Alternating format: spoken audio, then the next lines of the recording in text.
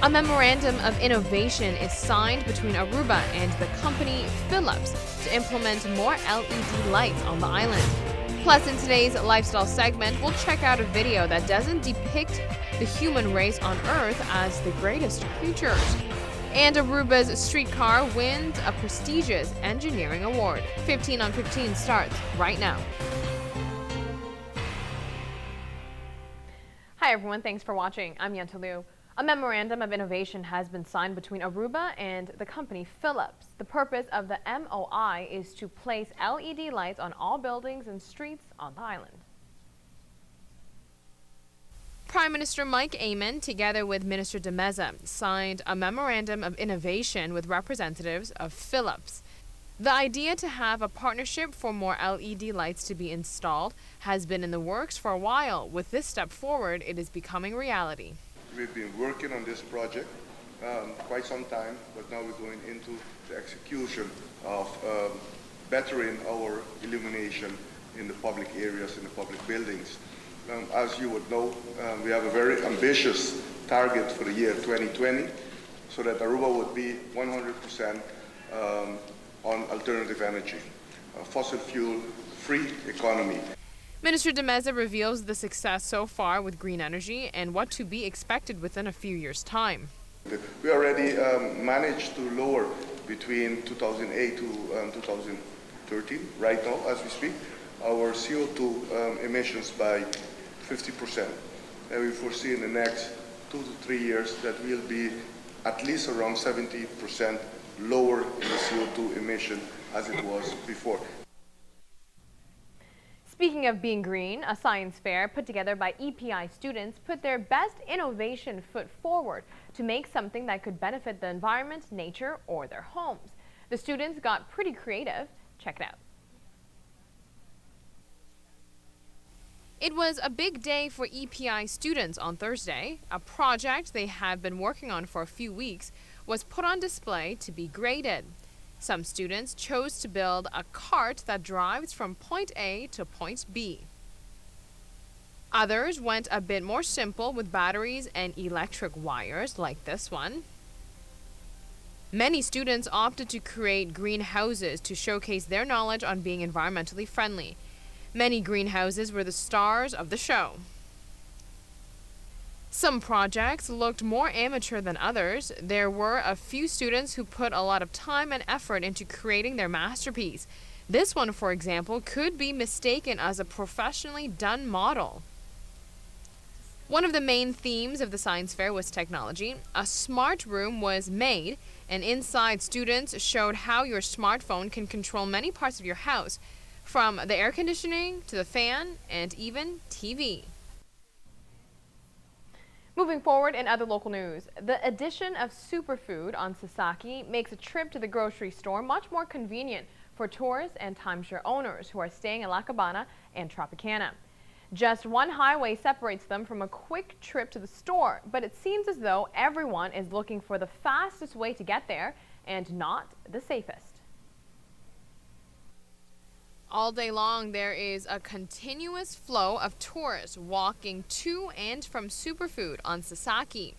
Here you see an elderly couple carrying bags of groceries slowly crossing over Sasaki, while cars are driving 80 kilometers an hour. This is a major concern.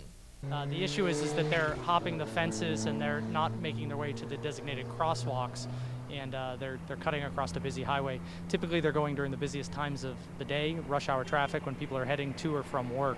So we're just concerned that somebody's going to get hurt crossing the street and there might be an accident. We obviously have safety concerns, not only for our owners and guests, but also for our associates that also use that intersection to obviously go east towards their apartments, their homes.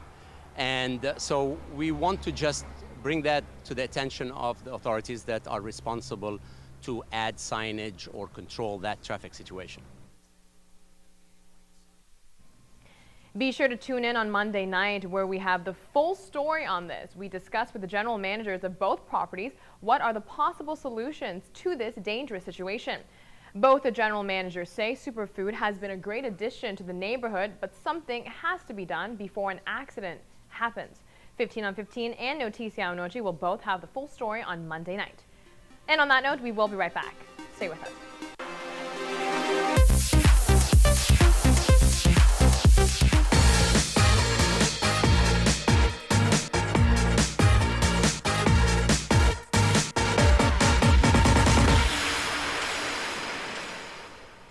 Welcome back from the break. It's fair to say the human race consumes the world more so than any other species.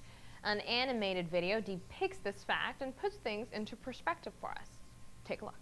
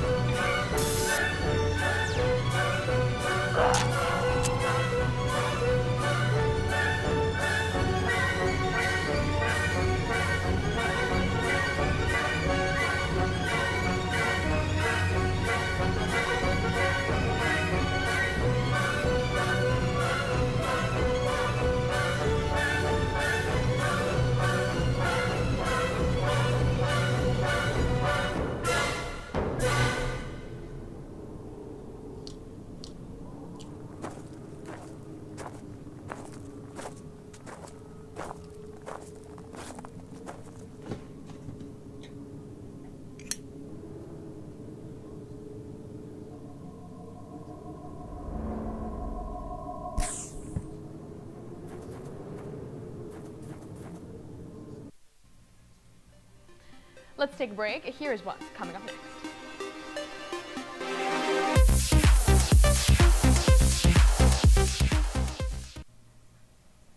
The team from the United States who built the tracks and streetcar for Aruba has been given a prestigious award for their work on the island. Take a look. The streetcar operating in Orangstad is said to be a unique, one-of-a-kind transportation. Up-to-date technology is used on Aruba's streetcar. Sam Schwartz, the engineer behind the project, explains the award. Now, there are a lot of different awards. There are silver, there's platinum, there are gold, but the highest award is the Diamond Award. And we'll be receiving the Diamond Award tonight from the American Council of Engineering Companies for the Aruba Tram. The Aruba Tram is a new technology, no overhead wires, there's no pollution. It's a clean technology. It fits in perfectly with a sustainability mission that the Prime Minister has and that the island has. The streetcar was up against some pretty incredible infrastructure in New York. The uniqueness of the Aruba trolley is what really makes it different from others, and that is in urban transportation today, in transit systems today, when they are putting rails down the street, they almost always have overhead wires, and that they have separate power stations, and then they have voltage regulators every half mile.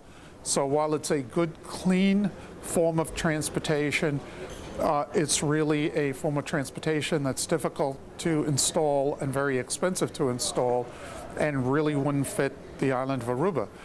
Engineers say it wasn't easy fitting the streetcar project into an already developed area.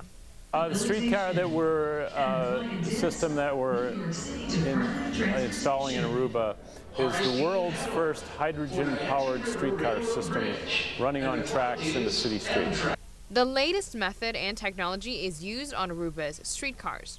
The technology involved in the streetcar program is very challenging due to the fact that our cars operate without any overhead wire whatsoever. All of the energy required to operate the cars for a full-day service is provided on board the cars. In this case, we are providing hydrogen fuel cells on board the cars, which are powered every night by high-pressure hydrogen, and during operation they charge the batteries on board the car, which make the cars operate. 2 more streetcars will be coming to the island in September, 1 red and 1 orange. That is our show for today. Thanks for watching. We'll be back here with a brand new edition of 15 on 15 starting Monday night at 7:15 p.m. right here on Channel 15 ATV. So we will see you then.